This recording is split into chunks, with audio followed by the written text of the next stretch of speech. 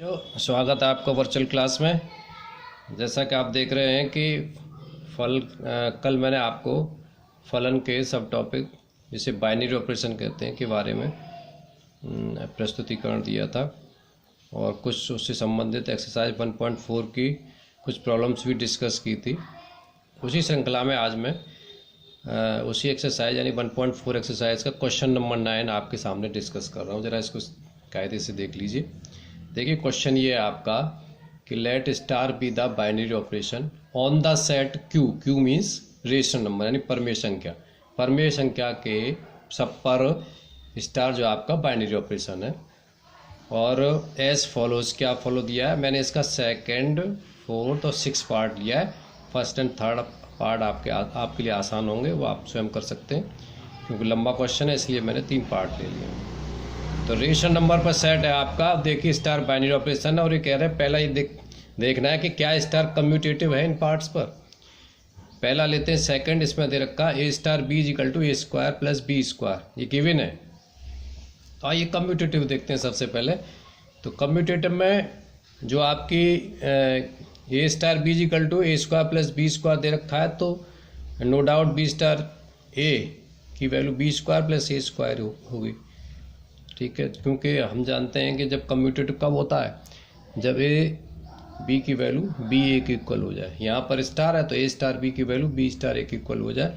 तो आप देख रहे हैं यहाँ पे इक्वेशन फर्स्ट एंड सेकंड दोनों इक्वल हैं, इसलिए हम कहेंगे कि बाइनरी ऑपरेशन कम्यूटेटिव है। एसोसिएटिव देखते हैं। एसोसिएटिव के लिए आप जैसे जानते हैं 3 एलिमेंट लेते हैं, वास्तविक संख्या लेते हैं ए बी सी। यदि a star b star c की value a star b star c की इक्वल हो जाती है तो साचार कहलाता है, यानी बाइनरी ऑपरेशन एसोसिएटिव होता है। तो सबसे पहले देखते हैं स्टार बी की वैल्यू कितनी होगी। देखिए ए स्क्वायर प्लस बी स्क्वायर दे रखी है, तो हमने इसकी जगह मैंने ए स्क्वायर प्लस बी स्क्वायर लिख दी। स्टार सी अपनी जगह रहा। अब मैंने इसको सुविधा के लिए डी मान लिया। अब ये डी स्टार सी हो गया। तो इसके अनुसार ए स्टार बी की जगह ए की जगह डी रख दिया तो कितना हो जाएगा, ये डी स्क्वायर प्लस, यहाँ पे सी है तो डी स्क्वायर प्लस सी स्क्वायर, तो ये हो गया आपका डी स्क्वायर प्लस सी स्क्वायर। डी की वैल्यू आपने पुट कर दी। डी की वैल्यू क्या है, ए स्क्वायर प्लस बी स्क्वायर का होल स्क्वायर हो गया प्लस सी स्क्वायर। इक्वेशन तीसरी हो गई। अब हम ए स्टार बी स्टार सी की वैल्यू निकालते हैं, तो जाहिर सी बात है बी स्टार सी की वैल्यू लेनी पड़ेगी। तो बी स्टार सी की वैल्यू हो गई बी स्क्वायर प्लस सी स्क्वायर। अब मैंने इसको डी मान लिया सुविधा के लिए, तो ये हो गया ए स्टार डी। अब ए स्टार डी इसी के अकॉर्डिंग क्या होगा, ए स्क्वायर प्लस डी स्क्वायर। फिर डी की वैल्यू जो कि तो उठा के रख दी बी स्क्वायर प्लस सी स्क्वायर का होल स्क्वायर। ये देखिए ये इक्वेशन नंबर 4 हो गई। Equation number 3 and equation number 4 हुई आपकी। तो यहाँ पर देख रहे हैं आप equation number 3 and equation number 4 equal है, इसलिए इक्वल नहीं है सॉरी इक्वल नहीं है, इसलिए बाइनरी ऑपरेशन यानी स्टार इज नॉट एसोसिएटिव। अब देखिए सेकंड पार्ट इसका। सेकंड पार्ट में ये कह रहे हैं कि यहाँ पर ए स्टार बी की वैल्यू दे रखी है ए माइनस बी का whole square, a minus b का होल स्क्वायर। इसको देखना है कम्यूटेटिव है कि नहीं है। तो ए स्टार बी की वैल्यू जैसे equal to a minus b का होल स्क्वायर दे रखा है, तो बी स्टार ए की वैल्यू होगी बी माइनस ए का होल स्क्वायर। देखिए इसमें से माइनस कॉमन ले लीजिए अंदर, तो ये माइनस बी का होल स्क्वायर हो जाएगा। जब माइनस का स्क्वायर करेंगे तो ये भी ए माइनस बी का होल स्क्वायर हो जाएगा। तो सेम वैल्यू आ गई ये और ये। 5 और 6 इक्वेशंस आपकी सेम है, इसलिए कहेंगे कि binary operation star is commutative. आइए एसोसिएटिव की बात करते हैं। तो यहाँ पर देखिए मैंने ए स्टार बी की वैल्यू ली है सबसे पहले, और इसकी वैल्यू क्या दे रखी है, ए माइनस बी का होल स्क्वायर। तो इसको मैंने डी मान लिया सुविधा के लिए, सी अपनी जगह रहा, तो डी स्टार सी हो गया। अब डी स्टार सी इसके अनुसार क्या हो जाएगा, डी माइनस सी का होल स्क्वायर, यानी डी माइनस सी का होल स्क्वायर ये दे रखा है। और डी की वैल्यू आपने चौके तो उठा कर रख दी। डी की वैल्यू क्या है, ए माइनस बी का होल स्क्वायर, तो ए माइनस बी का होल स्क्वायर माइनस सी और ब्रैकेट बाहर लगा हुआ स्क्वायर हो गया। ये क्वेश्चन नंबर 7 हो गया। अब देखते हैं ए स्टार बी स्टार सी की वैल्यू क्या होगी। तो ए स्टार ये बी स्टार सी की वैल्यू बी माइनस सी का होल स्क्वायर हो गया इसी के अकॉर्डिंग।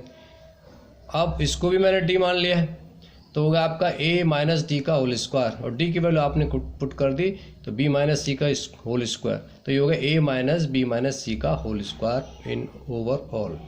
तो 7 और 8 इक्वेशन आपकी इक्वल नहीं है, यहाँ पे आप लिख देंगे this is not equal to this, क्योंकि जगह या समय के अभाव के कारण मैं कम लिख रहा हूँ, तो यहाँ पे लिखेंगे क्योंकि ये इक्वल नहीं है इसलिए स्टार इज नॉट कम्यूटेटिव। छठवां पार्ट है, उसमें क्या दे रखा है छठवें पार्ट में, इसमें a स्टार b की वैल्यू ए बी स्क्वायर है। तो आप देख रहे हैं a स्टार b की ए बी स्क्वायर है तो b स्टार a की वैल्यू b a स्क्वायर हो जाएगा, but A B square is not equal to b square. तो equation number 9 and equation number 10 are not equal, इसलिए कहेंगे क्या कि binary operation is not commutative. आइए एसोसिएटिव वाला केस देखते हैं। ए स्टार बी की वैल्यू ए बी स्क्वायर हो गई, स्टार सी हो गया, इसको मैंने डी मान लिया सुविधा के लिए, तो डी स्टार सी की वैल्यू क्या हो जाएगी डी सी स्क्वायर इसके अकॉर्डिंग, और डी की वैल्यू मैंने रख दी ए बी स्क्वायर, तो ये हो गया total a B square c square, equation 11 मान ली। अब आज इसे देखते हैं ए स्टार बी स्टार सी की वैल्यू, तो देखो a star b star c की वैल्यू होगी बी सी स्क्वायर, इसको मैंने डी मान लिया तो ए स्टार डी हो गया, तो होगा आपका ये ए डी स्क्वायर, डी की वैल्यू जो की तो रख दी उठा करके बी सी स्क्वायर थी इसका स्क्वायर, तो होगा ए बी स्क्वायर सी की पावर 4, ये 12 इक्वेशन होगी। तो अब आप देखिए क्या ये 11th equation 12th equation same है? बिल्कुल सेम नहीं है। आप लिख दीजिए but this value and this value is not equal, therefore binary operation is not associative, binary operation is not associative. ये देखिए पूरा पेज आपके सामने है, फोटो आपके सामने है। चलिए, तो ये है आपका बाइनरी ऑपरेशन से संबंध, और इस बाकी प्रॉब्लम्स को आप स्वयं करिए। अब मैंने एक क्वेश्चन आपको विविध प्रश्नावली से उठाया है जो बड़ा इंपॉर्टेंट क्वेश्चन है आपके एग्जाम पॉइंट ऑफ व्यू से। ये क्वेश्चन देखिए, ये कह रहे हैं क्वेश्चन नंबर 4 में कि prove that f from R to x belongs to R such that x की वैल्यू -1 और 1 के बीच में है, -1 और 1 के बीच में, जहाँ पर एफ एक्स इक्वल टू दे रखा है x upon 1 plus mod x. कह रहे हैं साहब सिद्ध कीजिए कि 1 1 और 1 2 है। तो देखिए कि इसमें 2 केस अराइज होते हैं यहाँ पर।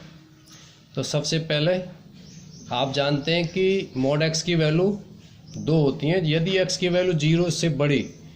देखिए मॉड एक्स की वैल्यू क्या होती है 2, कौन कौन सी, एक्स होती है और माइनस एक्स होती है। ये कब होती है? जब एक्स की वैल्यू 0 से बड़ी संख्याएं होती हैं, 0 के बराबर होती है, 0 1 2 3 4 5 के लिए, और ये एक्स की वैल्यू 0 से जब छोटी होती है तो माइनस एक्स होती है, वो मैंने यहाँ लिख दिया है। तो पहला केस लेते हैं हम।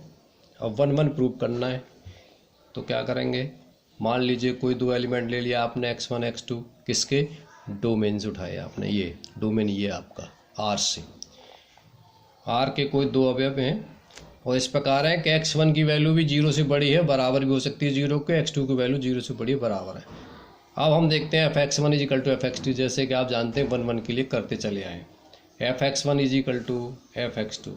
तो यहाँ पर देख रहे हैं आप x1 upon 1 plus x one equal to x2 upon 1 plus x2 हो गया। इसको थोड़ा सिंप्लीफाई कीजिए तो x1 इजिकल टू x2 हुआ आपका ये। जब x की वैल्यू ये तो सिद्ध हो गया कि f इज़ 1 1। इसने क्या शो किया आपको, f इज़ 1 1।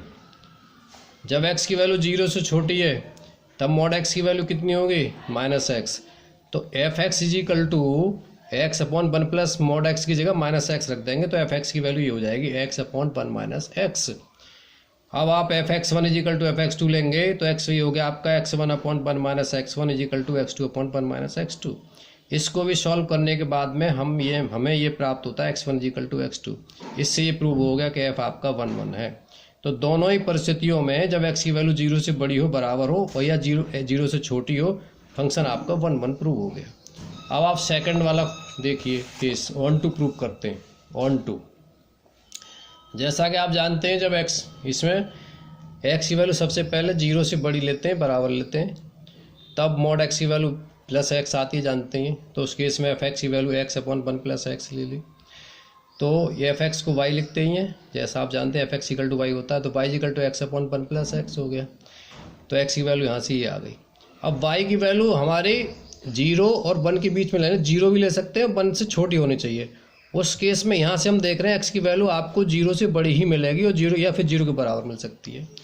इसी प्रकार जब एक्स की वैल्यू 0 से छोटी है तो मोड एक्स की वैल्यू माइनस एक्स होगी और एफ एक्स की वैल्यू ये हो जाएगी और एक्स की value Y upon one plus Y आई। जब वाई की वैल्यू हम -1 और 0 के बीच में लेंगे तो एक्स की वैल्यू 0 से छोटी मिलेगी, यानी कोडोमेन का प्रत्येक अवयव डोमेन के किसी न किसी अवयव का प्रतिबिंब है।